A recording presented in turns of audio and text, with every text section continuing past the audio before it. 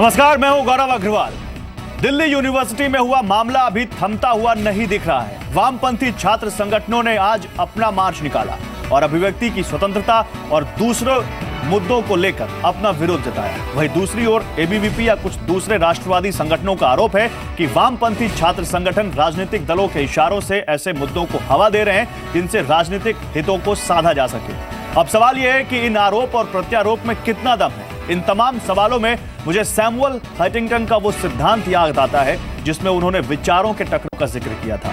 मेरे साथ इस मुद्दे पर एक ग्रैंड पैनल है जिनसे हम जानने की कोशिश करेंगे कि क्या वाकई हमारे देश में विचारधारा का टकराव हो रहा है या फिर राजनीतिक दल एक दूसरे पर आरोप लगाकर या अपनी विचारधारा थोपकर सिर्फ सत्ता हासिल करने की कोशिश कर रहे हैं। साथ ही मेरा एक सवाल यह भी है कि कहीं विचारधारा के इस टकराव में हम ऐसे मुद्दे तो नहीं उठा रहे जिनका इससे कोई सरोकार नहीं। इस मुद्दे पर बात करने के लिए मेरे साथ कुछ जाने माने चेहरे होंगे, लेकिन उससे पहले यह रिपोर्ट देखिए।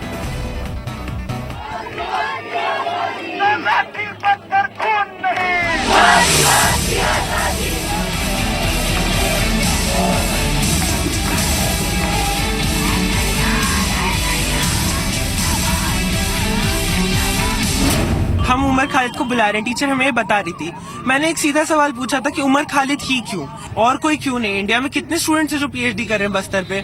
एक आदमी जिसके ऊपर केस चल रहा हो उससे, और मतलब आप उससे क्या सीखें? क्या बोलने के अधिकार का मतलब यह है देश को तोड़ने का अभियान चलाना? इतनी बड़ी संख्या में सेना के जवान, अफसर आतंकवादियों के द्वारा मारे जाते हैं, उनका नागरिक अधिकार है कि नहीं? That nobody can dictate to any Indian what to wear, what to eat, what slogan to shout. Bhajpa की सरकार आने के बाद IIT Chennai, Hyderabad, Allahabad, JNU, Delhi university सभी अशांत हैं और स्वायत्तता के समाप्त करने का दंश झेल रही हैं। जवाहरलाल जी ने बहुत सारी बातें कही और उसके साथ उन्होंने कहा, देखो भाई, एक बार यही सवाल मॉस्को विश्वविद्यालय के विद्यार्थियों ने लेनिन से पूछा था, हमारा पहला कर्तव्य क्या है? तो लेनिन ने कहा स्टडी। उन्हें पूछा हमारा दूसरा कर्तव्य क्या है? तो उन्होंने कहा स्टडी। तीसरा कर्तव्य क्या है? तो लेनिन ने फिर कहा स्टडी। मैं तुम लोगों को यही कहना चाहता हूं। बिग स्टोरी बिग डिबेट का आज का हमारा पहला सवाल है, क्या कैंपस राजनीतिक दलों की प्रयोगशाला बन गए हैं? दूसरा सवाल है कि क्या नेता युवाओं के जरिए अपने हित साध रहे हैं? तीसरा सवाल, क्या देशभक्ति के लिए किसी के सर्टिफिकेट की जरूरत है? चौथा सवाल है कि क्या ये विचारधारा की लड़ाई है? पांचवा सवाल है कि आजादी के नारों के पीछे आखिर सोच क्या है? तो आखिर देशभक्ति पर दंगल क्यों मच गया यूपी में, दिल्ली में, और आज हम बात इसी मुद्दे पर कर रहे हैं। और दिल्ली यूनिवर्सिटी हो या जेएनयू हो, आखिर एक के बाद एक यूनिवर्सिटीज पे पढ़ाई लिखाई के माहौल की बजाय ऐसा माहौल क्यों बनता जा रहा है जहां छात्र संगठन एक दूसरे के आमने सामने आ जाएं और वो आमना सामना हिंसक हो जाए? इस मुद्दे पर बात करने के लिए मेरे साथ एक बड़ा पैनल, जैसे मैंने आपको कहा था, मेरे साथ राकेश सिन्हा है, आरएसएस आइडियोलॉग, मेरे साथ जफर सरेशवाला है, चांसलर हैं मौलाना आजाद नेशनल उर्दू यूनिवर्सिटी हैदराबाद के, मेरे साथ नगमा मुरारजी हैं, फिल्म एक्ट्रेस हैं, शबनम मेरे साथ सीनियर लॉयर हैं सुप्रीम कोर्ट की, मेरे साथ नूपुर शर्मा थोड़ी देर में जुड़ रही हैं, स्पोक्स पर्सन बीजेपी, और मेरे साथ कांग्रेस के प्रवक्ता अमन पवार जुड़े हुए हैं। आप सभी लोगों का स्वागत है। और जफर सरेशवाला, सबसे पहले मैं आपके पास आऊंगा जफर सरेशवाला जी, क्योंकि आप एक खुद यूनिवर्सिटी के चांसलर हैं और आज देश की एक बड़ी यूनिवर्सिटी या कहें सबसे बड़ी यूनिवर्सिटी में से एक बहुत चर्चा में है। लेकिन दुर्भाग्य की बात यह है कि चर्चा ऐसे कारण के लिए हो रही है जिस पर हम गर्व नहीं कर सकते, चाहे वो नेशनलिज्म की बात को लेकर एक दूसरे पर बात थोपने की बात हो और चाहे डेमोक्रेटिक राइट्स को लेकर हो। क्या लगता है जफर आपको, जब इस तरह की बातें यूनिवर्सिटी से निकल कर आए जहां छात्र संगठन एक दूसरे के सामने आए और उसके बाद वो आमना सामना इस तरह हिंसक हो जाए, आरोप राजनीति से प्रेरित हो जाए? देखिए, यहाँ मैं एक बात कहना चाहता हूँ। जो मैंने 6 महीने पहले हमारी जो यूनिवर्सिटी है मौलाना आज़ाद नेशनल उर्दू यूनिवर्सिटी का जब इलेक्शन हुआ था स्टूडेंट्स का, तो यूनियन के लोगों को मैंने बुलाया था और मैंने एक बात कही थी जो मैं आज देश के युवाओं को कहना चाहता हूँ। इसलिए कि मैं स्टूडेंट भी रहा हूँ, बिजनेसमैन हूँ, मैंने इंटरव्यू लिए हैं, बच्चों को सिलेक्ट किया है। मैंने एक बात देखी है कि एकेडमिक के ज़माने में, जब पढ़ाई का ज़माना है, तो ये सारी एक्स्ट्रा करिकुलर एक्टिविटी, चाहे वो एक्टिविज्म हो, स्टूडेंट यूनियन हो, इलेक्शन हो, या हर वो चीज़ जो एकेडमिक के अलावा है, वो सिर्फ इतनी होनी चाहिए जितनी आटे में नमक की ज़रूरत है।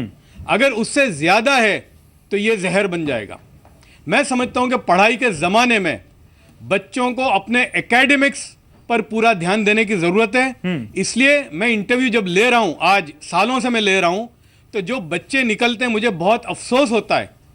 यानी बीकॉम के बच्चे, उनको अगर एक एंट्री दी जाए कि इसको डेबिट साइड पे रखनी है, क्रेडिट साइड पर उनको नहीं मालूम।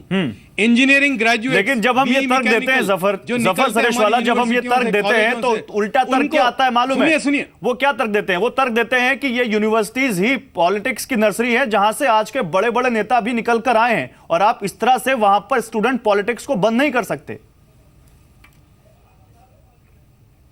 नहीं, मैं ये नहीं कह रहा, मैं स्टूडेंट पॉलिटिक्स को बंद करने को नहीं कह रहा। मैं कहता हूं होना चाहिए, लेकिन इतना ही होना चाहिए जितना आटे में नमक की जरूरत है। और दूसरा, ये सियासी पार्टियां इस्तेमाल करेंगी इन बच्चों को। मुझे आप बताइए कि कितने लीडर बने, गिनकर ले सकते हैं आप? बाकी वो लीडर कहां चले गए? मेरे सामने बहुत सारी मूवमेंट हैं जो अपनी जिंदगी में मैंने देखी हैं। बड़े बड़े लीडर थे जो एंटी रिजर्वेशन की मूवमेंट चलाने वाले, 81 में, 85 में, 74 में नवनिर्माण की मूवमेंट चलाने वाले, आज वो कहां चले गए? उनमें से एक या दो जो लीडर बन गए सियासी पार्टियों के जाकर, बाकी का क्या हशर हुआ?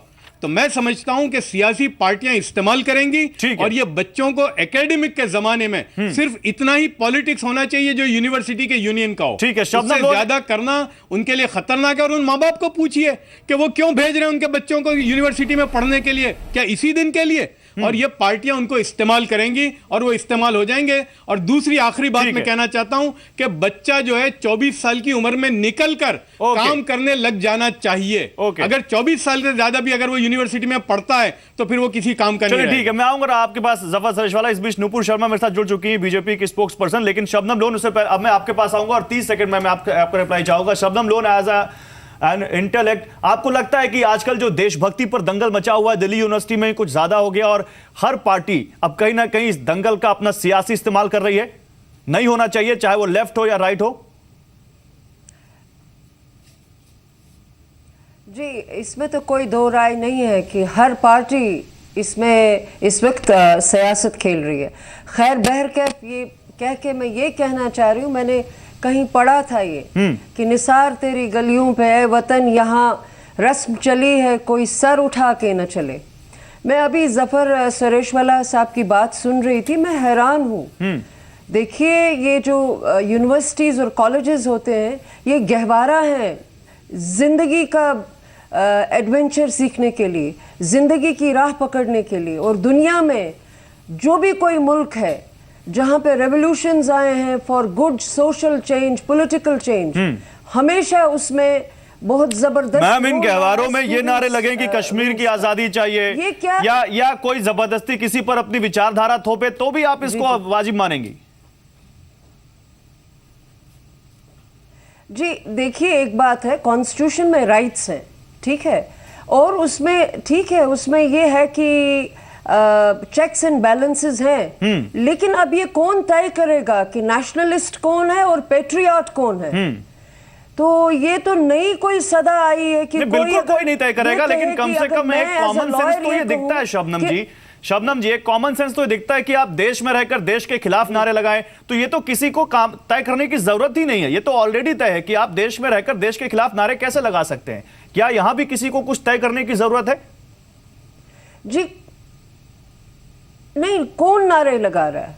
देखिए, एक बात है, अगर मैं एज अ लॉयर मैं आपसे कहूंगी जी कि अगर मैं ये कहूंगी कि अफजल गुरु की फांसी जो है, मेरे हिसाब से एज अ लॉयर मैं कहूंगी, मैं कश्मीरी की हैसियत से नहीं कहूंगी, मैं ये कहूंगी कि वो संविधान के तहत नहीं हुई, ड्यू प्रोसीजर ऑफ लॉ के तहत नहीं हुई। तो मेरा आपसे सवाल है, आप लॉयर होने के नाते कह रही हैं, सुन रहे होंगे तो क्या बात है? नलिनी जो है, नहीं, जो राजीव गांधी की किलर नलिनी है, वो आराम से घूम सकती है, जेल से निकल सकती है, तो ये क्या दोहरा मापदंड है? मैं अगर ये कहूंगी कि वो फांसी गलत थी, और तो गलत नहीं, आप वो उस अदालत पे भी मद्रास सवाल में उठा रहे हैं जिस अदालत ने आदेश दिया था। और मुझे आप करती मुझे आप हाँ। एंटी नेशनल कहेंगे? आप उस लॉयर, नहीं मैं एंटी नेशनल कहने किसी को सर्टिफिकेट देने नहीं बैठा, लेकिन क्या कम से कम मैं प्रैक्टिस आपको करती बता हैं? दूं कि क्यों आप लॉयर होने के नाते उस अदालत पे सवाल उठा रहे हैं जिसने अदालत पे आदेश दिया। मुझे नुपुर शर्मा का सर्टिफिकेट नहीं चाहिए। नहीं नहीं, आपको किसने एक दिया बात है, मुझे सर्टिफिकेट? नुपुर शबनम शर्मा जी का बौखलाइए सर्टिफिकेट मत, आपको नहीं कोई चाहिए। सर्टिफिकेट नहीं दे रहा है। राजनीति करें, आप बौखलाइए मत। मैं आप जबरदस्ती बौखलाइए, आपकी ये कोई बेफजूली की बौखलाता बात नहीं नहीं है। सुनूंगी। नहीं, नहीं, क्योंकि आप आप ये हीरोइन बनने की प्रिएम्प्टिव अटैक कोशिश कर ना रही है। करें दैट लोगों मींस पे कि चलाने चोर की की। दाढ़ी में तिनका। अरे नहीं, आपकी दाढ़ी में तिनका है, इसीलिए आपने स्टेटमेंट बनाई है। मैंने आपका नाम भी नहीं लिया, ना मैंने कुछ कहा। Neither did I give you a certificate। क्यों बौखला रही है?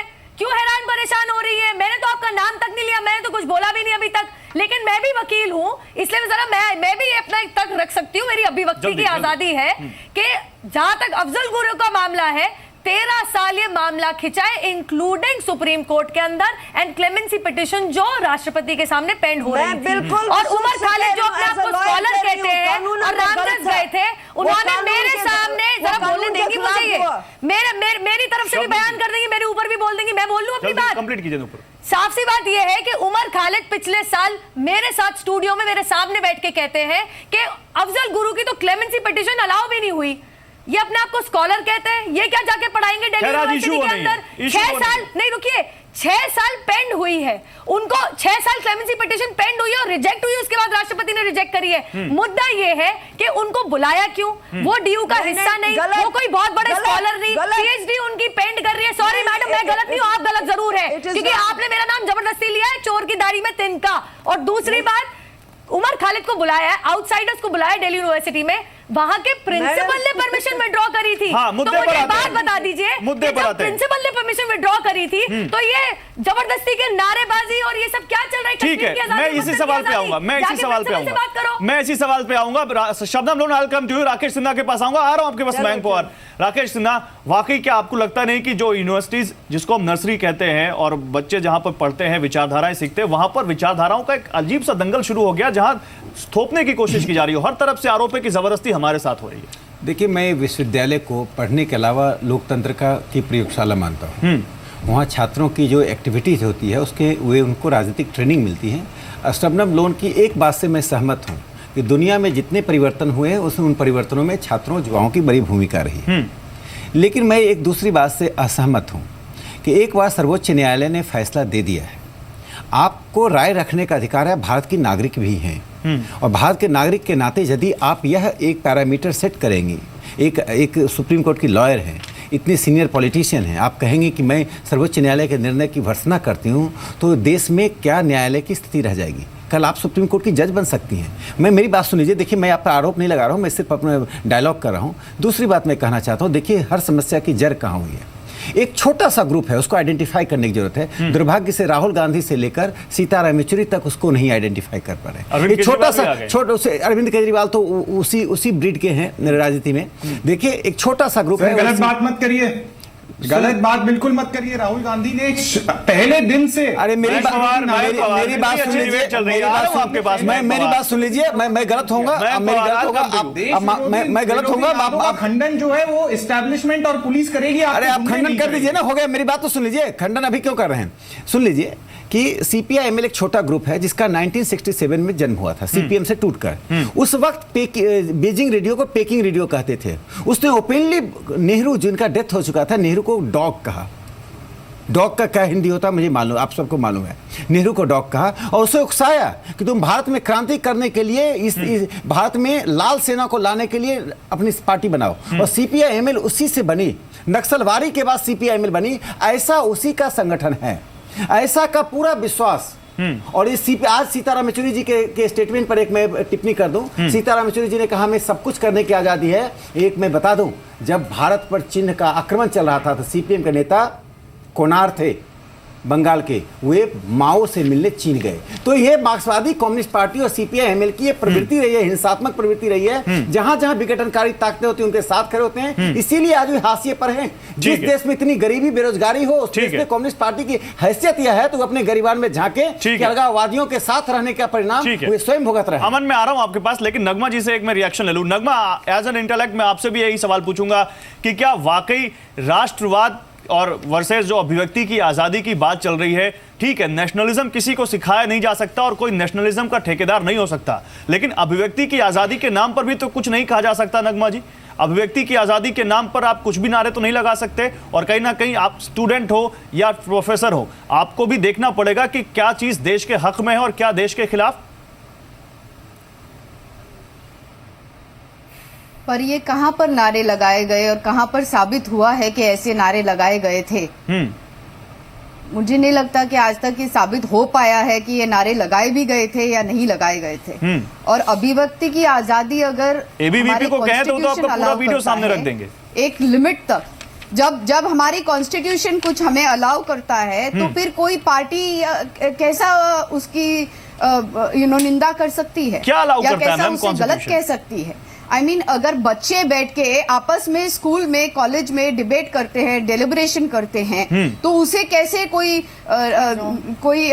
केंद्रीय मंत्री आकर उसके बीच में बोल सकता है? या कैसे ऐसी टिप्पणी किसी मुझे लगता है एक बार फैक्ट्स को फिर से सामने रखते हैं, लोग तय करेंगे कि क्या सही है क्या गलत है।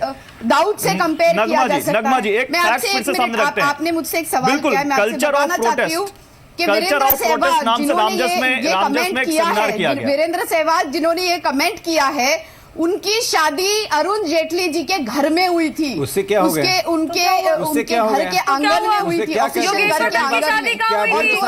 जो रणदीप हुड्डा जिन्होंने कमेंट की थी, उनकी मदर जो है वो आशा हुड्डा, वो बीजेपी की एक लीडर है। तो क्या हुआ? ऐसे लोग तो क्या हुआ? मतलब जो नेशनलिज्म के साथ हो वो बीजेपी का एजेंट है या आरएसएस का एजेंट है। मुझे ये बताइए, जो भारत माता की जयकार करता है, वो भारत की अखंडता पे विश्वास करता है, वो भाजपा का एजेंट हो गया इनके हिसाब से। तो और इनको कानून भी नहीं पता, अभिव्यक्ति की आजादी एब्सोल्यूट नहीं है, आर्टिकल 19(2) के तहत एब्सोल्यूट नहीं है। Article 19(2) please Nagma ji, Nagma ji, prevention of unlawful activities act. ठीक है नगमा जी, मेरे पास भी वो आर्टिकल है जिसमें right of freedom of speech and expression है, आर्टिकल 19(1), साथ में आर्टिकल 19(2) कानून है। नहीं, आपके बोलने से भी कोई फायदा नहीं है, क्योंकि जो कानून है वो तो है और वो रहेगा। आप you can wish it away, you can shut your eyes and dream it away. I am sorry, there is a court of law. यहाँ पे सर्वोच्च न्यायालय भी है, उच्च न्यायालय भी है। यहाँ की कानून व्यवस्था अपना काम कर लेगी, और आप जज नहीं, और आप तो फिर वकील भी नहीं है। आपकी गवर्नमेंट नहीं, आप वकील भी नहीं है नगमा जी। पहले जरा कानून पढ़ लीजिए, फिर आप ऐसी टिप्पणियां दीजिए। अगर आपको कानून की कम समझ है, इसमें हम में से कोई भी आपकी मदद नहीं कर सकता। डिस्कशन हो रहा है, उसमें आप नहीं सुनना चाह रही, तो मैं क्या करूं? योगेश्वर दत्त की कहाँ शादी हुई थी? मैं वही सवाल लेके जा रहा हूँ, नगमा जी, नगमा आप मेरी बात सुनेंगी? नगमा सुनिए, हमें मालूम है नगमा, हमें मालूम है कि आपका एक एसोसिएशन हो सकता है किसी पार्टी से, लेकिन मैं उस पार्टी की हैसियत से नहीं, मैं किसी पार्टी की हैसियत से नहीं, मैं आपसे एक भारतीय होने के नाते सवाल पूछ रहा हूँ। नगमा मुरारजी, मेरा सवाल सुन लीजिए, फिर आप अपना जवाब दीजिए, वरना मैं अमन पवार के पास भी जा सकता हूँ, वो है हमारे साथ कांग्रेस से। मेरा सवाल पूरा सरनेम बोलने की जरूरत नहीं है सर, मेरा नाम है, काफी है। ठीक है मैम, मेरा नाम काफी है। अगर आपको उसमें भी प्रॉब्लम है तो मैं नगमा ही बोलता हूं आपको, ठीक है, लेकिन नगमा जी मेरा एक सवाल सुन लीजिए। आप सवाल आपने कहा वीरेंद्र सहवाग की शादी फलाने मंत्री के घर में हुई थी। मेरा सवाल है कि अगर वो किसी के घर में हुई थी, नहीं हुई थी, मैं वीरेंद्र सहवाग का सवाल भी नहीं उठा रहा, लेकिन क्या केवल वीरेंद्र सहवाग हैं जो इस रो में आए हैं? इसके अलावा योगेश्वर दत्त को भी आप ये ठहरा देंगी, बबीता फोगट को ठहरा देंगी, और जितने लोग इस पैनल में हैं सबको आप ठहरा देंगी बीजेपी वाले की लीडर है। और तुरंत एक जो इतना करोड़पति लड़का होके, इतना करोड़पति स्पोर्ट्समैन होके, वो एक बोल रहा है एक शहीद की बेटी के ऊपर, उस पे उनको आपत्ति है। तो मैं ये जानने की कोशिश की, उन्होंने आपत्ति तो कुछ जताई नहीं, ऐसा क्या हो गया था कि उन्होंने okay, Aman Pawar, I'll come to you. अमन पवार, मैं आपके पास आता हूं। उन्होंने कोई आपत्ति नहीं जताई। नगमा जी, आपको जानकारी लेके आना चाहिए था। Sorry Nagma ji, you should have read your facts. सारे फैक्ट्स आपको ही पता है। नहीं, आपको नहीं पता है, क्योंकि आपको कानून की समझ नहीं है। लेकिन उन्होंने कोई टिप्पणी नहीं करी। अगर आप देखेंगी तो प्लेकार्ड लेके खड़े हुए गए थे। talk of I'm that. sorry, it was an insinuation. Prove अगर अंग्रेजी में something to me समझाऊं and then तो talk. it was an Just don't insinuation. just say. आप अपने ईगो को देश की अखंडता के आगे मत रखिए प्लीज, ये साफ नजर आ रहा है अभी। It was an insinuation It for was an what? insinuation, it wasn't a comment. There is a difference. There is a difference between an insinuation and a comment. Exactly the two people who have some relation There to is the a BJP there is or a the difference other. between insinuation What and is a the comment, need Miss for Nagma. a- Please what don't is keep the your need ego on for a a higher cabinet pedestal than the minister unity to of the speak country. in मुझे लगता है debate Please को don't वापस line keep पे your लाने की ego जरूरत है। higher than the unity okay, Nupur hold on. Nagma ji रुकिए, नगमा जी रुकिए, नगमा जी रुकिए ना आप, नगमा जी रुकिए, नगमा जी रुकिए, आ रहा हूं आपके पास। अमन मैं आपके पास आऊंगा। अमन अभी आपने बड़ी आपत्ति जताई थी राहुल गांधी का नाम लेने पर, लेकिन अमन राहुल गांधी पर सवाल क्यों ना उठाया जाए? जब जेएनयू में एंटी नेशनल एक्टिविटीज होती हैं तो राहुल गांधी वहां खड़े होते हैं, जब डीयू में एंटी नेशनल एक्टिविटीज के आरोप लगते हैं तो राहुल गांधी इस रो में बीच में कूद पड़ते हैं। तो राहुल गांधी पर आप जरा सा सवाल उठाएं आपको मिर्ची लग जाएगी सर, लेकिन राहुल गांधी ऐसी हर जगह क्यों पहुंच जाते हैं और क्यों सियासत की रोटी सेकने लगते हैं फिर आप लोग इस पे? गौरव, आप जैसा सीनियर जर्नलिस्ट बिना फैक्ट्स जाने ये बात करे अच्छा नहीं लगता। आपको याद होगा कि जब जेएनयू में भी राहुल गांधी गए थे तो उन्होंने ये कहा था कि देश विरोधी नारों की इस भारत देश में कोई जगह नहीं है। पर राहुल गांधी जेएनयू नहीं गए थे, चलिए ठीक है, फैक्ट्स की बात कर लेते हैं। राहुल गांधी जेएनयू नहीं गए थे। देखी उसी प्रकार की गुंडागर्दी हमने रामजस में भी देखी।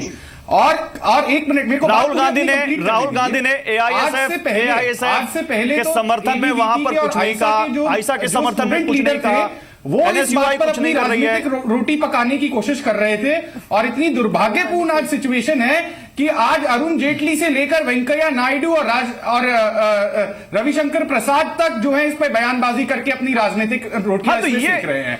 मैं ये पूछना चाहता हूं कि जब दिल्ली यूनिवर्सिटी में अगर कोई देश विरोधी नारे लगे तो दिल्ली पुलिस कहां पर थी? क्या एबीवीपी के गुंडे जो हैं वो किसी समान की स्पेशल फोर्स है, कोई स्पेशल टास्क फोर्स है? एबीवीपी के गुंडे जो हैं जो वहां पे जाके बच्चों को पीटेंगे, जर्नलिस्ट को? और यही आरोप आयशा पे लग रहा है तो आप भी उनको आयशा के गुंडे भी बोलिए, तब ज्यादा सही रहेगा। ये आरोप आयशा पे भी लग रहा है क्योंकि आपने एबीवीपी के लिए गुंडे शब्द का यूज किया है, तो आयशा के लिए भी ये शब्द यूज कीजिए क्योंकि अभी तक कहीं किसी कोर्ट में प्रूव नहीं हुआ है। और आज भाजपा के राष्ट्रीय अध्यक्ष अमित शाह आज भारतीय सर आप मेरे सवाल से अलग भाग रहे हैं। अमन पवार आपने एक शब्द यूज किया गुंडे, वो कहते हैं अमन पवार आपने एक शब्द यूज किया गुंडे, तो क्या आप एनएसयूआई के लिए, एआईएसए के लिए, एआईएसएफ के लिए ये शब्द यूज करेंगे? संविधान है, भारत के संविधान में लिखा है नेशनलिज्म क्या है। सर मेरे पास भी संविधान है जिसमें लिखा है कि फ्रीडम ऑफ स्पीच जो है उस पर कहां पर आप फ्रीडम ऑफ स्पीच आपकी लिमिटेड होती है। सर मेरे पास भी आर्टिकल 19(2) है जिसमें लिखा हुआ है कि freedom of speech and expression कहां पे आपकी लिमिटेड होती है। मैं पढ़ के सुनाऊं आपको? मैं पढ़ के सुनाऊं आपको? तो प्लीज संविधान मत सिखाइए, मेरे सवाल का जवाब दीजिए कि पॉलिटिसाइज क्यों कर रहे हैं आप लोग यूनिवर्सिटीज को पॉलिटिसाइज क्यों कर रहे हैं? नेशनलिज्म की जब परिभाषा कॉन्स्टिट्यूशन में लिखी जा रही थी तो आरएसएस ब्रिटिशर्स के साथ कंस्पायर कर रहे थे कि भारतवर्ष को कैसे तोड़ना है।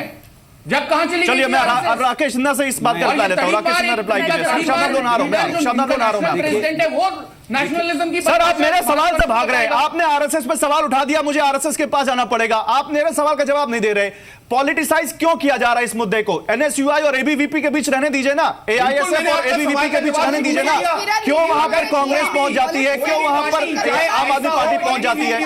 या कोई भी पार्टी हो, अगर वो भारत विरोधी नारे लगाती है तो उसके खिलाफ कानूनी कार्रवाई होनी चाहिए। ये चीज आप डीयू में नहीं बोलते, ये चीज आप डीयू में नहीं बोलते। राहुल गांधी से क्यों नहीं पूछते? तो जेएनयू में समर्थन में चले गए थे, राहुल गांधी तो समर्थन में गए थे, सबने साफ देखा था। आपने तो सवाल पूछा नहीं राहुल गांधी से, सबसे पहले तो वही भागे थे, आनंद शर्मा भी भागे थे। नहीं, देश का बंटवारा जो मांग रहे थे उनके समर्थन में सबसे पहले राहुल गांधी गए थे। वो एक राजनीतिक टूरिस्ट है, बजट सेशन में तो पार्लियामेंट में होते नहीं, हर महीने उनके चले जाते हैं इधर उधर, यूनिवर्सिटी में टूरिस्ट है वो। सबसे ज्यादा राजनीतिक रोटी तो राहुल गांधी सेकते हैं, और वो भी देश के बंटवारे के लिए। इसको झुठला नहीं सकते, पूरा देश जानता है। राकेश सिन्हा गुंडों की पार्टी आपकी और आप कहते हैं नेशनलिज्म की। बोलिए अमन जी, बहुत ठीक है, आराम से सर ठीक है, आपने बोल दिया, मैंने हस्तक्षेप नहीं किया, मेरी बात सुन लीजिए। शब्दम मैं आ रहा हूं आपके पास, नगमा जी और जफर जी। सुप्रीम कोर्ट ने अमित शाह को तड़ीपार किया था कि सर प्लीज आप दूसरे मुद्दे पर मत जाइए। वो तो बाइज्जत बरी, अपना क्या करेंगे नेशनल हेराल्ड में? बताएंगे वो तो बाइज्जत बरी हो गए, अपना क्या करेंगे नेशनल हेराल्ड में? जो जाना पड़ रहा है नेशनलिज्म की परिभाषा कॉन्स्टिट्यूशन में लिखी जा रही थी। अमन पवार ऐसी बहुत सारी बातें हैं जो हम करने बैठे। अमन पवार, इशरत जहां को बेटी और भाभी आपने बताया था, जैसे मोहम्मद के साथ सेटिंग आपकी पार्टी ने करी थी। पी चिदम्बरम ने एफिडेविट को डाइल्यूट आपकी पार्टी ने किया था। मैडम, बोलना शुरू जब करूं मैं। ये कॉन्स्टिट्यूशन लिखा जा रहा था, जब ये नेहरू संविधान का लिखा दिया जा हुआ रहा था, है, 1947 कश्मीर में की जब पूरी BR प्रॉब्लम अम्बेडकर पंडित नेहरू की दी हुई है, झुठला दीजिए। RSS के आज जो लोग कश्मीर में हमारे जवान मर रहे हैं वो कांग्रेस पार्टी की देन है, झुठलाओ इसको। और राहुल गांधी देश का बंटवारा संभालने वालों के समर्थन में जाते हैं जेएनयू में, और झुठलाओ इसको। मैं जवाब दे दूं अमन जी को। अमन ठीक जी, है, ठीक है, अमन जी, ओके। जरा अरे शांति तो से- जो ओके अमन हो गया, आप दोनों ने बराबर बोल दिया। आप दूसरे पैनलिस्ट को बोलने देंगे आप? Aman okay, you made your point sir, please hold on. Aman ji, या तो राकेश सिन्हा की बात हो जाए। आप बोल रहे हैं, आप मेरी बात सुन लीजिए, इतना उत्तेजना की जरूरत नहीं है। बिना उत्तेजना का भी हम एक दूसरे पर आरोप लगा सकते हैं। मैं एक बात कहना चाहता हूं, सबसे पहले आप पंडित जवाहरलाल नेहरू से कहिए कि उनके वंशजों से माफ़ी मांगे कि आरएसएस ने जो ब्रिटिशर्स के साथ मिलकर देश को तोड़ रहा था, उसको 1963 में रिपब्लिक डे परेड में क्यों बुलाया था? जवाहरलाल नेहरू ने इसकी गलती क्यों की थी? थोड़ा सोचिए अमन जी। आरोप लगाना बहुत आसान है, इतिहास बोध होना चाहिए। बिना इतिहास बोध का इतिहास की बात नहीं करना चाहिए। एक दूसरी बात मैं कहना चाहता हूँ, राहुल गांधी जवाहरलाल नेहरू यूनिवर्सिटी में हनुमान चालीसा पढ़ने नहीं गए थे, भारत तोड़ने का चालीसा पढ़ने गए थे। वहां पर भारत के होंगे टुकड़े 10 के नारे लग रहे थे, और राहुल गांधी वहां ऐसा गए थे। अब मेरी बात सुन लीजिए, उसके बाद जवाब दीजिएगा। आप उत्तेजना मत पैदा कीजिए। देखिए, डिबेट को डिबेट की तरह कीजिए, डिबेट को डिबेट की तरह कीजिए। जिस तरीके से आप सुन लीजिए पहले मेरी बात। को पीट रहे थे, उनके अरे विरोध में गए कौन थे। किसको पीटता है? एनएसयूआई की पूरी कुंडली में ही हिंसा लिखी हुई है। एनएसयूआई को बनाई थी गुंडों की सेना, अभी तक एक भी आदमी को एनएसयूआई को बनाई गुंडों की सेना थी। संजय गांधी ने एनएसयूआई गुंडों की सेना बनाई थी, दो बात सर, एक- वो बनाई गुंडों की सेना थी। अगर एबीवीपी गुंडे हैं तो सारे बाप दल के सारे वो नेता ABVP को आतंकवादी गुंडा कह रहे हैं, आप उनको गुंडा कह रही हैं। ये तो ऐसे आरोप हैं। शुरू उन्होंने किया, हमने तो नहीं कहा, हमने तो नहीं कहा, हमने तो नहीं कहा। अगर एबीवीपी गुंडा है तो सारे बाप दल आतंकवादी है, और एनएसयूआई तो बनी गुंडों की सेना थी। झुठला दो इस बात को, ये तो पेपर में रिकॉर्डेड चीज थी। संजय गांधी क्या कर रहे थे उस जमाने में जब उन्होंने एनएसयूआई बनाई है? ओके, मैं एक मिनट, प्लीज अमन जी, सत्यों पे बात करो। अपनी बात समाप्त करता हूं। हाँ, राकेश सिन्हा की बात हो जाए। अमन प्लीज होल्ड ऑन। अमन हो गया, ठीक है। अब तो फिर हम वही डीयू बना रहे हैं जहां पर कोई किसी की बात सुनने को तैयार ही नहीं। हमारी आपत्ति क्या है? हमारी आपत्ति यह नहीं है कि आप आरएसएस को फांसी गौरव, हमें तड़ी पार जो जिनके नेता सर तड़ी पार हैं, प्लीज आप दूसरे मुद्दे की तरफ मत जैसे जाइए। मोहम्मद के साथ सेटिंग अमन करने आप वाली मुद्दे पर बात कांग्रेस नहीं करना है। चाहते क्या? देखिए, मैं अमन आप मुद्दे पर बात नहीं करना जहां चाहते को क्या? बहू बेटी इशरत जहां, बनाने अमित वाली शाह, कांग्रेस ये सारी बातें ले आइए आप। जी मैं अपनी बात मुद्दे पर मत भागलपुर आइए। राय साहब की देन थी, कोकराझार राय साहब की देन थी, नुपुर, ओके, गोपालगंज राय साहब की देन थी, सिख राय साहब की देन थी। आप तो है ही उग्रवादी की और आतंकवादी अच्छा ठीक है, नुपुर हम मुद्दे पर आते हैं। हम कांग्रेस या बीजेपी का इतिहास खंगालने नहीं बैठे। 1984 के एक दंगे मिनट, आपने करवाए थे। राकेश सिन्हा जी को लाइए बोल स्क्रीन नहीं सकते, ये लोग पर। फिर भी बाइज्जत बनी है। राकेश जी को लाइए स्क्रीन पर, और राकेश जी अपनी बात कंप्लीट कीजिए, फिर मैं दूसरे पैनलिस्ट के पास जाऊंगा। ओके अमन, आपकी आवाज नहीं आ रही है, अब आपकी आवाज म्यूट हो गई है। देखिए, मैं क्या कह रहा हूं कि आप आरएसएस को जितना गाली फांसीवादी सांप्रदायिक कहते रहिए। इस पे 100 सेमिनार कीजिए, जनपथ में आप सेमिनार कीजिए। आप पर कोई आक्रमण करेगा तो मैं अपनी जान दे दूंगा बचाने के लिए। लेकिन भारत के टुकड़े होने का सेमिनार कीजिएगा तो उस सेमिनार को समाप्त करने के लिए मैं अपनी जान दे दूंगा। अरे सर, तो आप सर रुकिए, सर रुकिए। इस आजादी को प्राप्त करने, देखिए फिर नहीं बोले दे रहे। ये तो असहिष्णुता। मेरी बात सुन लीजिए पहले, मैं 10 सेकंड में उसको बोलिएगा। मंजी क्यों घबरा रहे हैं? हाँ। देखिए आपकी पुलिस क्या कर रही है? इस आजादी को प्राप्त अमन जी की आवाज म्यूट कर दीजिए प्लीज। अमन जी की आवाज म्यूट कर दीजिए, और नुपुर आप भी मत बोलिए प्लीज। मैं आ रहा हूं। इस आजादी को प्राप्त करने के लिए हजारों लाखों लोगों ने जानें दी हैं, कुर्बानी की है, और कश्मीर को भारत में रखने के लिए हजारों आर्म फोर्सेस के लोगों ने सही शहादत दी है। वो शहादत देने वाले किसी परिवार के नहीं, पूरे देश के। कहाँ थे तब? उस देश के हैं। हम यही थे। आप तो इटली से आई है ना, मैं यही था। आप इटली जाइए, रोम से हो आइए। भगवान राम को मिथ कहने वाले लोगों को भारत की बात करने का अधिकार नहीं है। राम सेतु को तोड़ना चाहते थे सोनिया गांधी के। नगमा जी, आप में अगर नैतिक अधिकार है तो सोनिया गांधी की निंदा कीजिए। चापलूसी करने से, पार्टी के नेताओं को चापलूसी करने से राष्ट्रवाद नहीं होता है। राम सेतु को तोड़ने के लिए कांग्रेस ने पूरी जान लगा दी। भगवान राम का बीजेपी ने मिथ कर दिया। राष्ट्रवाद की बात कर रहे हैं। बिना भगवान राम के भारतीय राष्ट्रवाद की कल्पना नहीं की जा सकती है। ओके, अब मेरा एक सवाल का जवाब दीजिए। शबनम लोन मेरे एक सवाल का जवाब दीजिए। नगमा रुकिए, अमन रुकिए, अमन आपकी आवाज में, अमन रुकिए। शबनम लोन मेरे एक सवाल का जवाब दीजिए। ओके, अब दूसरे पैनलिस्ट के पास जाने दीजिए। वो आप ही के को पैनलिस्ट है, उनको बोलने दीजिए। शबनम लोन को लाइए प्लीज स्क्रीन पर। शबनम लोन को लाइए स्क्रीन पर। शबनम लोन, मेरा एक सवाल है। एक लीडर हैं, पॉलिटिकल लीडर हैं, और उन्होंने गुरमेहर वाले मुद्दे पर एक ट्वीट किया। जरा मुझे इस ट्वीट का मतलब समझाइए। No soldier should lay down their life for this country, we can not even assure them we will protect their children after they are gone. Ma'am ये बताइए, भारत में कौन सा ऐसा सोल्जर है जिसकी शहादत के बाद जिसके परिवार को यहां कोई दिक्कत हो रही हो, उसके परिवार को यहां पर बोलने की आजादी ना हो, या किसी को भी, हम और आप जब टीवी स्टूडियो में बैठकर डिबेट कर रहे हैं तो कौन सा वो सोल्जर है जो हमारी आपकी रक्षा नहीं कर रही? क्या ये सेना पर सियासत, क्या ये पॉलिटिसाइज करना सेना को और इस पूरे मामले में सेना को घसीट लाना, क्या ये सही सियासत है? क्या इस तरह की पॉलिटिक्स सिखाएंगे हम अपने बच्चों को, जिनको आप कह रहे हैं नर्सरी है, पॉलिटिक्स की नर्सरी है यूनिवर्सिटीज? एक मिनट रुकिए नगमा जी, शबनम लोन, खाना तक नहीं दिया गया शबनम लोन रुकिए, शबनम लोन की बात आने दीजिए। नगमा रुकिए, नगमा जी रुकिए, बात की थी, नगमा जी रुकिए, शबनम लोन प्लीज। कह रही है कि मेरे हस्बैंड को टॉर्चर किया जा रहा है। नगमा जी आपकी आवाज म्यूट हो जाएगी, आप रुकिए, रुकिए। शबनम लोन, खाने की बात पे शबनम लोन को लाइए ना स्क्रीन पर। शबनम लोन, शबनम लोन, जब कश्मीर में जवानों को पत्थर पड़ते हैं तब तो आपके मुंह बंद हो जाते हैं। खाने की बात पे बड़े आपके ब्लीडिंग हार्ट बाहर निकल रहे हैं। शबनम लोन मत कीजिए, पिक्चरों के लिए रखिए। शबनम लोन मेरा सवाल सुना आपने? नुपुर, शबनम लोन मेरा सवाल सुना आपने? हाँ बोलिए, आप बोलिए, चुप हो रहे हैं। नगमा चुप होइए। जैसे मोहम्मद के साथ सेटिंग करने वाली पार्टी क्या सिखाएगी राष्ट्रवाद? क्या सिखाएगी? इशरत जहान को जो बेटी बता रही थी, इशरत जहान जैसी आतंकवाद को जो बेटी बता रही थी, तो क्या राष्ट्रवाद सिखाएगी आप बैठ के? जैसे मोहम्मद जैसे ग्रुप के साथ, संगठन के साथ सेटिंग कर रही थी कांग्रेस पार्टी। नगमा जी थोड़ा सा पढ़ के आइए, थोड़ा सा पढ़ के आइए, नहीं तो मुझे पढ़ाना पड़ेगा यहाँ पे आपको। कश्मीर की पूरी परेशानी कांग्रेस पार्टी की दी हुई है। हमारे जवान जो शबनम लोन को लाइए स्क्रीन पर। शबनम लोन को लाइए, एक्सक्लूसिव शबनम लोन, मैंने आपसे सवाल पूछा, उसका जवाब दीजिए। जी मैं सवाल का जवाब दूंगी। इससे पहले राकेश सिन्हा साहब, नहीं मेरे सवाल का जवाब, मैम मेरे सवाल का जवाब। मैं राकेश सिन्हा साहब के साथ सुनिए, नहीं मैम नहीं, बिल्कुल नहीं, राकेश सिन्हा साहब का जवाब मैं नहीं देने दूंगा। पहले मेरे सवाल का जवाब दीजिए। कहा मैं आऊंगा आपके पास। ये क्या है मतलब है इस ट्वीट का? देने देंगे क्योंकि मैं ये क्लियर जिसने ये ट्वीट किया है आपको उससे पूछना चाहिए। एक दूसरी बात, अगर आप मेरी राय इस पे जानना चाहते हैं तो मेरा ये मानना है गुरमेहर कौर जो है वो इसमें उनको घसीटा गया इस सारे मसले में। It was very unfortunate. अब गुरमेहर कौर का क्या बैकग्राउंड है मुझे मालूम नहीं है, but the fact is that her father was martyred in the Kargil war। उसमें थोड़ी एम्पैथी दिखानी चाहिए थी, जिसमें राजनाथ सिंह साहब ने, सुनिए मेरी बात, अब राजनाथ सिंह साहब ने जब स्टेटमेंट दिया गुरमेहर पर तो वो बहुत सही था, जैसे घर के एक बड़े फर्द को देना चाहिए था। लेकिन किरण रिजिजू ने जो अल्फाज इस्तेमाल किए, that was not commensurate with the minister of state. ये मेरी अपनी राय है, क्योंकि उन्होंने जिस तरह से उन्होंने एक तरह से जस्टिफाई किया जो उनको ट्रोल किया जा रहा है।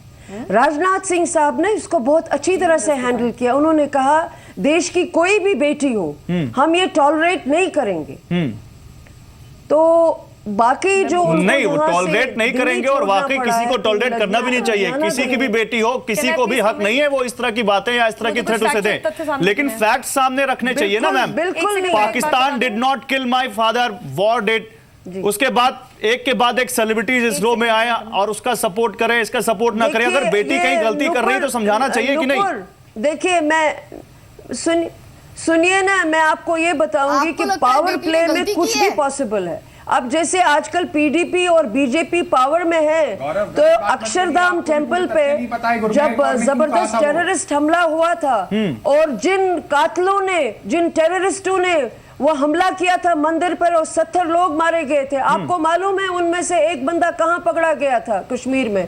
वो पीडीपी के एक बहुत बड़े वजीर और वरिष्ठ नेता के घर से पकड़ा गया था। अब आप इन दोनों पार्टियों को पूछें, कांग्रेस और बीजेपी वालों को, कि उस वक्त तो पीडीपी और कांग्रेस वहां पे पावर में थे। लेकिन ये बात सही है कि जहां अपना पावर प्ले होता है इन पार्टीज को, उसमें ये आराम से इन चीजों को दरगुजर कर जाते हैं। ये सही बात है, लेकिन फिर पीडीपी का और बीजेपी का कहीं पावर पॉलिटिक्स बनता ही नहीं है। वो और कांग्रेस का, आम आदमी पार्टी का, लेफ्ट पार्टीज का गतियों में शामिल थे। जी बिल्कुल, मैं आपसे ये कह रही हूँ कि इस वक्त ABPP जो है और बाकी पार्टीज जो है, ये सब इस वक्त पावर पॉलिटिक्स कर रही है। इन सब स्टूडेंट्स यूनियन के पीछे अपने अपने पॉलिटिकल मास्टर्स हैं, तो इनको ये एक दूसरे को अगर कह भी रहे हैं तो ये नॉर्मल है इनका कहना। मैं इस बात को सीरियस नहीं लेती। शबनम जी प्लीज एक सेकंड सुन लीजिए। First of all it is very unfortunate, बहुत ही दुखद बात है कि इन स्टूडेंट का, इन यंग युवती जो है हमारी DU की जो छात्रा है LSR की, उनके फादर का मार्टर, उनके फादर को शहादत देनी पड़ी। आपने बुलाया है? नहीं गौरव बोलिए सर, मैं आपके पास ही आ रहा हूं सर। आप ही के पास करने के लिए तो हम लोग चले जाएं, नहीं तो हम चले जाएं। रिप्रेजेंटेशन तो सबका है ना, आपका पार्टी के लोगों को सुनना है, हम चले जाएं। आ रहा हूं के पास।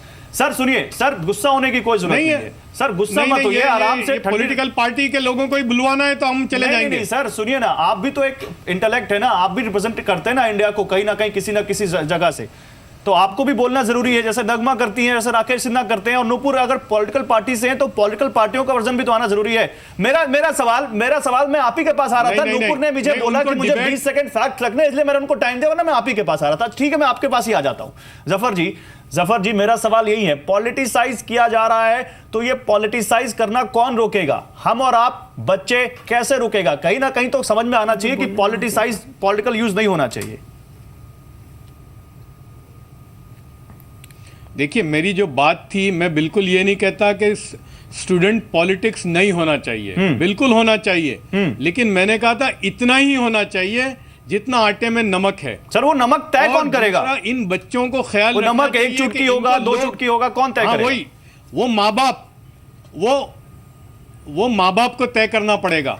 बच्चों के माँ बाप को बिल्कुल निगरानी करनी पड़ेगी कि जो यूनिवर्सिटी में जाते हैं तो पढ़ाई कितनी करते हैं और ये एक्टिविटीज में कितने रहते हैं, और ये सियासी पार्टी वाले उनको इस्तेमाल करेंगे। मेरा तो 20-25 साल का तजुर्बा है कि इस किस्म के बच्चों को वो लोग इस्तेमाल करते हैं, और फिर लीडर कितने बनते हैं। जो लोग कहते हैं कि हाँ सारी चीजें, सारी मूवमेंट वहीं से शुरू हुई, लेकिन वो 2, 4, 5, 10 लीडर बन जाते हैं, बाकी का क्या होता है? तो हमें ये भी जरूरी देखने की जरूरत है। नहीं तो इस देश में ऐसा क्यों हो गया जफर सरेशवाला कि एंटी नेशनल बोलना एक फैशन सा हो गया? यूनिवर्सिटीज में एक फैशन है, बच्चों को सिखाया जाता है कि आप सिस्टम के खिलाफ बोलिए, एंटी नेशनल बोलिए, तो आप कहीं ना कहीं एक फैशन सा दिखता है। क्या ये फैशन सही है? क्या देश के हित में अगर कोई बोले, देश के समर्थन में बोले, तो वो वहां पर RSS का हो जाएगा या वहां पर कम्युनल हो जाएगा, साफरन हो जाएगा? ये कहां से सही है? बिल्कुल, देखिए बिल्कुल ये चेक्स एंड बैलेंसेस बहुत ज़रूरी हैं, और वो यूनिवर्सिटी और कॉलेज का जो एडमिनिस्ट्रेशन है ये उसकी भी जिम्मेदारी है, और एक जिम्मेदारी माँ बाप की भी है। जो अपने बच्चों को भेजते हैं वो भी उनको आगाह करके भेजें। तो ये जिम्मेदारी एडमिनिस्ट्रेशन की और उनकी भी है। और सबसे बड़ी बात यह है कि बच्चों को सबसे पहले, ये बच्चों को मैं कहता हूं कि जल्दी से यूनिवर्सिटी से फारिग होकर अपनी जिंदगी के अंदर लग जाएं, वरना वो इस्तेमाल होंगे और फिर वो किसी काम के नहीं रहते बेचारे। एक बात देखिए, देशभक्त मुझे भी लगा कि देखिए किसी को भी इतनी आसानी से देशद्रोही या देशभक्त करने का अधिकार नहीं है। मोहन भागवत जी ने एक बहुत अच्छी बात कही, राजनीति से ऊपर उठकर कहा था कि देखिए किसी को देशभक्ति का प्रमाण पत्र देने की जरूरत नहीं है, न लेने की जरूरत है, लेकिन सवाल सिर्फ इतना ही है, डिस्प्यूट का मुद्दा सिर्फ इतना ही है। इस देश में कांग्रेस और बीजेपी तो 40 साल से अपने साथ राजनीति कर रहे हैं, विरोध की राजनीति कर रहे हैं, लेकिन सवाल सिर्फ इतना है कि आप एक फ्रिंज एलिमेंट्स, ऐसा को मैं फ्रिंज एलिमेंट्स मानता हूं, CPI-ML को फ्रिंज एलिमेंट्स मानता हूं, उसके नेतृत्व में एक राष्ट्रीय पार्टी चल रही है। उसके वेबसाइट पर देखिए, वेबसाइट पर CPI-ML ने लिखा है आर्मी चीफ के नाम पत्र, उस पत्र में लिखा है कि कश्मीर में आत्मनिर्णय का जो अधिकार है होना चाहिए, लिखा कश्मीर एक पॉलिटिकल डिस्प्यूटेड लैंड है। तो ये तो जो पाकिस्तान कह रहा है वो CPI-ML कह रहा है। यदि CPI-ML को ही माना तो हम पाकिस्तान के अवामी लीग पार्टी को मान लें तो हमारा काम अच्छा हो जाएगा।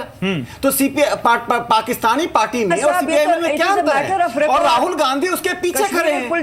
राहुल गांधी के पीछे CPI-ML होना चाहिए, तो CPI-ML के पीछे Rahul Gandhi. Matter of record है राकेश सिन्हा साहब। फैक्चुअल करेक्शन दे दूं मैं। आप कश्मीर में अपने कॉन्स्टिट्यूंसी को एड्रेस मत कीजिए, आप सुप्रीम कोर्ट के लॉयर हैं, आप पूरे देश को एड्रेस कीजिए, 125 करोड़ लोगों को एड्रेस कीजिए, आप पत्थर फेंकने वालों को एड्रेस मत कीजिए। लोन्स आपकी आपका पब्लिक लाइफ में की इंपॉर्टेंस है। बिल्कुल सही एड्रेस नहीं, मैं इसका क्या मतलब है?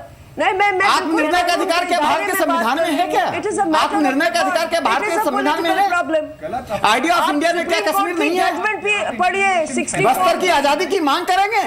ऐसे मांग करने वाले भारत के शहीदों का अपमान कर रहे हैं। आप सुप्रीम वो कोर्ट शहीदों का सम्मान नहीं कर रहे हैं। गोली पाकिस्तान से चलती है, गोली युद्ध में नहीं चलती है। भारत में कोई युद्ध नहीं चाहता है। भारत तो वसुधैव कुटुंबकम में विश्वास करता है। पाकिस्तान युद्ध थोपता है, चाहे कश्मीर में थोप रहा है, बॉर्डर में थोप रहा है, आतंकवादियों के माध्यम से थोप रहा है। ओके नूपुर शर्मा कुछ कहना सबसे चाहिए। पहले नूपुर शर्मा एक फैक्चुअल करेक्शन जानने की बहुत सख्त जरूरत है कि मैंने अपनी बात खत्म नहीं करी थी कि जो शहीद मनदीप सिंह जी हैं उनकी शहीदी कारगिल वॉर में नहीं हुई थी, उनकी शहीदी अगस्त 1999 में कुपवाड़ा के अंदर जो टेररिस्ट आतंकवादियों का अटैक हुआ था। शहीद था वो, शहीद। मैं शहीद ही बोल रही हूँ, मैंने कहा शहीद नहीं थे। आप सुनना नहीं चाह रही, नग्मा जी बहस नहीं कर सकती। मैंने यही बोला उनकी शहादत कुपवाड़ा के आतंकवादी अटैक में हुई है। आप कान खोल के सुन लीजिए, आप कान खोल के सुन लीजिए। नग्मा जी आप सुनना नहीं चाहती, आप अपनी एक्टिंग का ये फिल्म नहीं चल रही है, ये बहुत सीरियस बहस है। आप जरा दूसरों की बात सुन लीजिए, नग्मा जी दूसरों की बात सुन लीजिए। उनकी शहीदी कुपवाड़ा की मिलिटेंसी अटैक में हुई थी, कारगिल वॉर में नहीं हुई थी। मैं इतना कह रही हूँ, मैंने ये कब कहा शहीदी नहीं हुई थी। आप सुनना नहीं चाहती हैं। देखिए आपको वैसे ही कुछ नहीं पता, मेरा काम भी आपको सिखाना। आप उम्र में मुझसे बड़ी, आपको पता होना चाहिए। एक एक करके पता नहीं है, ये एक्टिंग नहीं है, फिल्म नहीं है। लेकिन नग्मा जी नूपुर अपनी बात कंप्लीट कीजिए, करने तो देना है। नग्मा एक मिनट, नग्मा मैं आ रहा हूँ आपके पास। नग्मा मैं तुरंत आ रहा हूँ, आप अपनी बात पूरी करिए। अरे मैं बात पूरी करिए। मैंने कहा उनकी शहादत हुई है, लेकिन उनकी शहादत कारगिल वॉर के बाद हुई है, अगस्त 1999 के अंदर। उसके अंदर जब कुपवाड़ा में क्या फर्क पड़ता है शहादत? क्या प्रॉब्लम है? क्या प्रॉब्लम है ना? उनकी शहादत उन्होंने ली है जो कश्मीर को बंटवाना चाहते थे। उनकी शहादत उनके हाथों हुई है जो कश्मीर की आजादी चाहते थे। तो ये मंत्री किरण रिजिजू का पूछना बिल्कुल सही है कि आज उनकी बिटिया उनका साथ क्यों दे रही है जो कश्मीर की आजादी मांग रहे हैं, क्योंकि कश्मीर की आजादी मांगने वालों ने उनके पिताजी की हत्या करी थी। आपको शर्म आनी चाहिए, आपको कुछ नहीं आता। Don't be personal, don't be personal. आपको शर्म आनी चाहिए, आपको कुछ नहीं आता। सम डिसेंसी। आपको कुछ नहीं आता। प्लीज हम आप बिल्कुल अनपढ़ों की बातें कर रही हैं यहाँ पे बैठ के। नो प्लीज मैं सबसे अपील कर रहा हूँ, अनपढ़ों की बातें कर रही हैं बैठ के, पिक्चर नहीं बन रही है आपकी। नहीं प्लीज ऐसे शब्दों का इस्तेमाल ना करें। हम सब मर्यादा बनाए रखें शब्दों की। मैं सबसे कह रहा हूँ। नग्मा मेरा एक सवाल सुनिए। नग्मा जी No matter, I have 3 more degrees than you. Go and find out. I'm a lawyer of the Supreme Court. आपको कुछ नहीं पता। Nagma please You don't know anything. हम डिबेट को डिरेल होने दे रहे हैं। सर सुनिए नूपुर, हम डिबेट को डिरेल होने दे रहे हैं। प्लीज पर्सनल नहीं। नूपुर प्लीज रुकिए ना, नूपुर रुकिए। नग्मा मेरा सवाल सुनिए। नग्मा मेरा एक सवाल सुनिए। ठीक है नग्मा मेरा एक सवाल सुनिए। शूटिंग नहीं चल रही आपकी यहाँ पे। If a hardly literate player of a wrestler, Nagma मेरा सवाल सुनिए। You are an imbecile. Nagma मेरा एक That's what you are. सुनिए आपको कुछ नहीं आता। अरे मैम प्लीज रुक जाइए, मैं आपसे रिक्वेस्ट कर रहा हूँ। मैं उन्हीं के सवाल पूछ रहा हूँ, आप बीच में उनको क्यों पर्सनल हो रही है? ठीक है मैं उनसे भी बोल रहा हूँ और आपसे भी बोल रहा हूँ। ये मेरी अभिव्यक्ति की आजादी है, ये मेरे पे पर्सनल होगी, मैं भी होंगी इनके ऊपर। अभिव्यक्ति की आजादी पे तो इतनी लंबी बहस कर रहे हैं हम, उसी पे हम जा रहे हैं। एक एक करके बात करते हैं, सबको अपनी बात रखने का हक है। नग्मा मेरा सवाल सुनिए। Nagma if a hardly literate player और अ रेसलर बोल अ पैसिफिस्ट, मेरा सवाल सुनिए। नग्मा मेरा सवाल सुनिए। उस लड़की के बारे में जी मेरा सवाल सुनेंगे करते हैं और ये जस्टिफाई कर रही है कि वो नग्मा जी मेरा सवाल सुनिए। हम क्यों कर रहे हैं बहस को? एक मिनट नूपुर कांग्रेस पार्टी ने स्टूडेंट्स को फेसबुक पोस्ट के लिए अरेस्ट किया था, आपने जस्टिफाई किया उसको। कोशिश कर रहे हैं कार्ति चिदम्बरम के लिए एक युवा ने एक फेसबुक पोस्ट किया था, सुबह 5 बजे पुलिस अरेस्ट कर रही थी। कांग्रेस की सरकार थी, आप क्या बता रही है? ऐसी अभद्र इमरजेंसी कांग्रेस ने दी थी। 350 छात्रों को अरेस्ट किया गया था। मतलब आज हम डिबेट में बात नहीं करेंगे, आज हम नूपुर प्लीज रुकिए, बहस को आगे बढ़ाते हैं। नग्मा रुकिए, आप दोनों की आवाज मैं करवा दूंगा। नग्मा रुकिए, ऐसे शब्दों का इस्तेमाल ना करें प्लीज। मैं आपसे कह रहा हूँ नूपुर रुकिए। नग्मा मेरा सवाल सुनिए। नग्मा मेरा सवाल सुनिए। नग्मा आप सुनना चाहती है मैं दूसरे पैनलिस्ट के पास जाऊं? नग्मा मेरा सवाल सुनिए। नग्मा एक बहुत मशहूर बॉलीवुड का ही पार्ट है, जावेद अख्तर साहब बहुत मशहूर लिरिसिस्ट हैं, शायर हैं, पोएट हैं। उन्होंने क्या लिखा है, if a hardly literate player और a wrestler troll a pacifist daughter of a martyr it's understandable, but what's wrong with some educated folks. मैं मतलब अगर गुरमेहर ने जो कहा ठीक है, उसका रिस्पेक्ट हम करते हैं, वो एक मार्टिर की डॉटर है, लेकिन अगर उसकी बात से कोई इत्तेफाक नहीं रखता कि पाकिस्तान ने नहीं, वॉर ने मेरे पिता को मारा है और वो उसमें शहीद हुए हैं, तो वो ट्रोल हो गया। कोई का मतलब कौन है? कोई का मतलब कौन है? नॉन एडुकेटेड हो गया, वो नॉन एडुकेटेड हो गया। उसने इस देश के लिए कुछ नहीं किया। उसने देश का झंडा जब बुलंद किया था तो हम सब सीना तान के उसको बधाइयां दे रहे थे, लेकिन आज जब उसने एक ओपिनियन रख दिया अपना, तो वो एक हार्डली लिटरेट प्लेयर हो गया। नहीं नगमा इसका जवाब दीजिए ना। कौन उसकी बात से इत्तेफाक नहीं रखता? नहीं रखते। Pakistan did not kill my father, इससे इत्तेफाक नहीं रखते। आप रखते होंगे, हम नहीं रखते, क्योंकि पाकिस्तान ही इस वॉर की जड़ है। उसने सच बोला ना, पाकिस्तान ही इस वॉर की जड़ है। वो अपने नेबरिंग देश को अपना दुश्मन नहीं मानना चाहती। वो उसकी ख्याल है। लो भैया, एक और कांग्रेस की आ गई, इनको भी पाकिस्तान से ज्यादा प्यार है, इनको भी शहादत से मतलब नहीं है। ये मेरे ऊपर बोल सकती तो मैं भी बोल सकती हूँ इनके ऊपर। नूपुर प्लीज नगमा मेरे सवाल का जवाब दे रही है या मैं अमन पवार के पास जाऊं, उनसे मांगू सवाल जवाब? नहीं दिख रहा है साहब, पूरे देश ने देख लिया। आप अपने आप गोली चल रही है, अपने आप पाकिस्तान ने कुछ किया ही नहीं। हम इसको पर्सनल फाइट करने वाले जवान मारे ही नहीं। आपको कुछ नहीं पता नगमा जी, प्लीज आप फिल्मों में जाइए प्लीज में तुम लोग प्लीज। आई एम सॉरी, जैसे आपकी अभिव्यक्ति की आजादी है, मेरी अभिव्यक्ति की आजादी है, जैसे आपकी अभिव्यक्ति की आजादी है, वैसी मेरी अभिव्यक्ति की आजादी है। आप यहाँ बैठ के सुपीरियरिटी कॉम्प्लेक्स में ये नहीं कह सकते कौन पढ़ा लिखा है कौन नहीं है, क्योंकि मैं आज भी आपसे ज्यादा पढ़ी लिखी हूँ। अगर आपको नहीं पता है तो मेरी गलती नहीं है।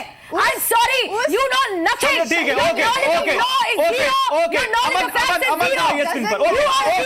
ओके अमन को लाइए स्क्रीन पर। नगमा जी अब आपकी ऑडियो नहीं जा रही ऑन एयर।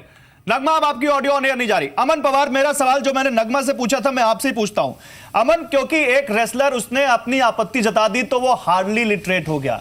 एक रेसलर जिसने देश को प्राउड मोमेंट दिया, एक रेसलर जिसने ओलंपिक मेडल दिया देश को, तब तो सब उसके साथ खड़े थे। आज एक हार्डली उसने एक यहां पर, ठीक है अमन तक मेरी आवाज नहीं जा रही, जफर, आज उसने एक अपना ओपिनियन रख दिया और वो किसी ऐसी लड़की से सहमत नहीं है जो यहां पर अपना एक ओपिनियन रखती है राष्ट्रवाद के तौर पर, एबीवीपी के लिए वो अपना कोई ओपिनियन रखती है और वो एक ऐसा ओपिनियन रखती है जिससे हो सकता है हम सहमत ना हो। यही हमारी डेमोक्रेसी है। तो वो हार्डली एडुकेटेड हो गया, वो एक ऐसा शख्स हो गया जिसको कुछ नहीं मालूम। और अब एडुकेटेड लोग क्यों इसमें आ रहे हैं, ये सवाल पूछे जा रहे हैं। ये कहां से सही हो गया भाई? आपकी अभिव्यक्ति की आजादी और दूसरे को कोई अभिव्यक्ति की आजादी नहीं।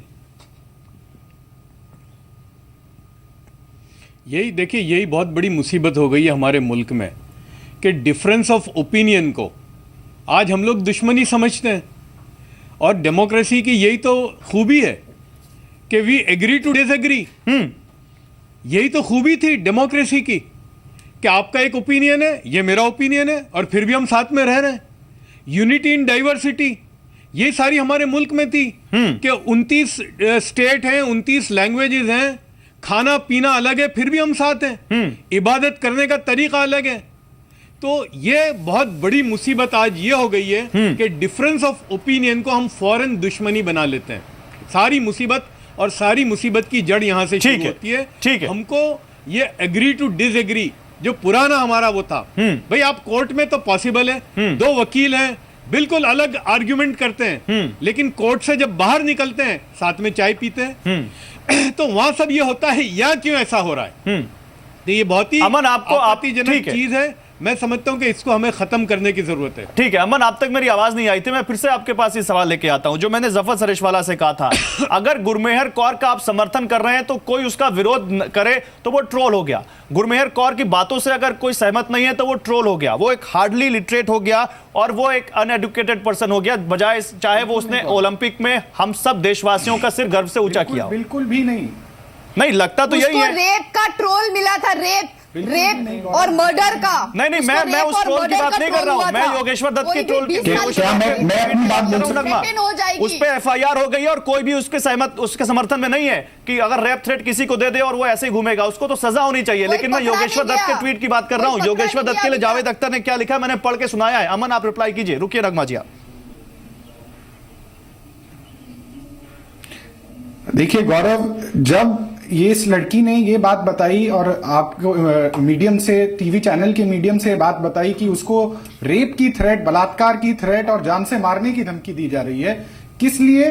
क्योंकि उसने ये कहा कि जो एबीवीपी कैंपस में वायलेंस फैला रही है मैं उसका विरोध करती हूं। तो क्या जस्टिफाइड है कि कोई भी, चाहे वो किसी भी आइडियोलॉजी से जुड़ा हो, उसको ऐसी थ्रेट दे?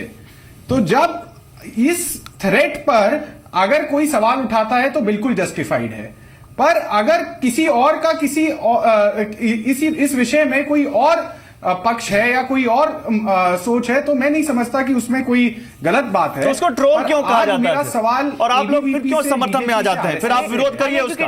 आप लोग आज उनके फादर की, उनके फादर की शहादत पे तो आज आप सवाल उठा रहे हैं।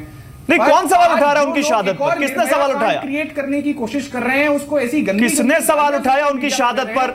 आप उसका खंडन क्यों नहीं कर रहे हैं? अब आपका नेशनलिज्म कहां चला गया, जो आप बार बार नेशनलिज्म के सर्टिफिकेट बांटते हैं, जब आपके ही लोग, एबीवीपी के ही लोग उस चीज को इतनी सर, एबीवीपी हो, ऐसा हो या आईएसएफ हो, किसी को भी सर्टिफिकेट बांटने का हक नहीं है, गुंडागर्दी करने का हक नहीं है, लेकिन बात एक तरफा नहीं होनी चाहिए। राकेश सिन्हा कुछ कहना चाहते हैं? मैं आ रहा हूं। एबीवीपी ने एफआईआर दर्ज करवाई है। हाँ, मैं बता दूं, गुरमोयर के खिलाफ जो रेप और डेथ थ्रेट्स आई है उसमें एबीवीपी ने एफआईआर करवाई है। आपको ये पता होना चाहिए। आपको पता नहीं, मेरी गलती नहीं है। एबीवीपी नहीं जी, सर जी नहीं, आप जरा न्यूज पढ़ लीजिए, पढ़ के आया कीजिए। अमन जी, आप भी वकील हैं, एबीवीपी ने दर्ज करवाई है। साकेत बहुगुणा उनके मीडिया कन्वीनर ने करवाई है, न्यूज में आ चुका है। Sir please go and find out. और पीसीडब्ल्यू ने उस पर कोई एफआईआर दर्ज नहीं करवाई, साकेत बहुगुणा ने करवाई है। देखिए, अच्छी बात है कि हम अगर बात करते हैं यहाँ पर सब मिलकर कि देशभक्ति क्या है और आपको खुद तो कुछ पता नहीं। बातों जा रहे हैं। राकेश सिन्हा, देखिए, मैं इतना ही कहना चाहूँ, देश की जो आज वर्तमान परिस्थिति है इसमें हम एजुकेशन पे चर्चा अरे पुलिस कमिश्नर से पूछिए,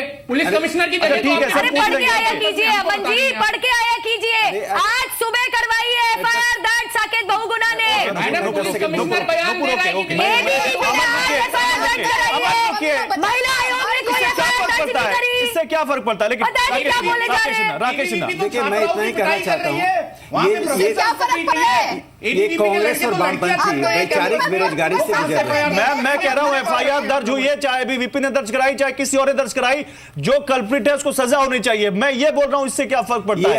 एबीवीपी को कोई क्लीन चिट नहीं दे रहा है यहाँ पर। आप दूसरी तरफ मत लेके जाइए। गौरव जी, ये अपनी वैचारिक बेरोजगारी दूर करने के लिए कश्मीर के आतंकवादियों का, अलगाववादियों का सहारा ले रहे हैं। देखिए, उस बच्ची ने जो भी कहा उसको उस बच्चे आप उमर खालिद, आप जो भी कहा उसको हम बच्ची मानकर हम मानकर चल रहे हैं। असहमति का अधिकार है, उस बच्ची पर कोई सवाल खड़ा नहीं कर रहा है। असहमति का अधिकार है, लेकिन उस बच्ची की आड़ में अपनी बेरोजगारी को मत छिपाइए। आप मानसिक रूप से सभी बेरोजगार बैठे हुए हैं, मौका रहे, कभी जेएनयू जाते हैं, कभी दिल्ली यूनिवर्सिटी के कैंपस आते हैं।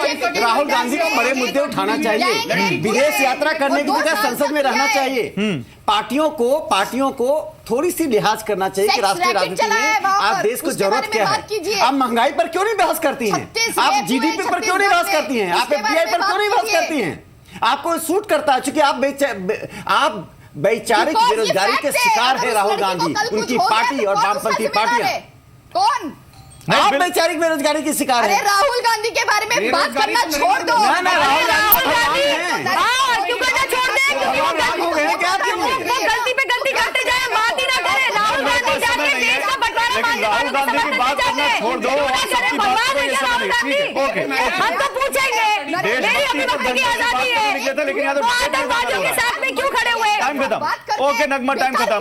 अरे नगमा जी, पढ़ के आइए पहले, पिक्चर नहीं है ये, स्क्रिप्ट तैयार नहीं है आपके यहाँ पे। ओके चलिए, थैंक यू आप सभी का बहुत शुक्रिया। और कम से कम तो है कि हम एक दूसरे को थैंक यू कह सके ताकि कल फिर डिबेट में एक साथ बैठे। बहुत शुक्रिया आप सभी लोगों का। हम देशभक्ति पर दंगल की बात कर रहे थे, लेकिन लगता है डिबेट में दंगल का माहौल बन गया। लेकिन सबसे ये अपील है, चाहे आप हो, हम हो या कोई भी हो, कि कम से कम डिबेट का डेकोरम बनाए और एक दूसरे से बात करने की कटसी रखें, तभी इस देश में बातचीत रहेगी।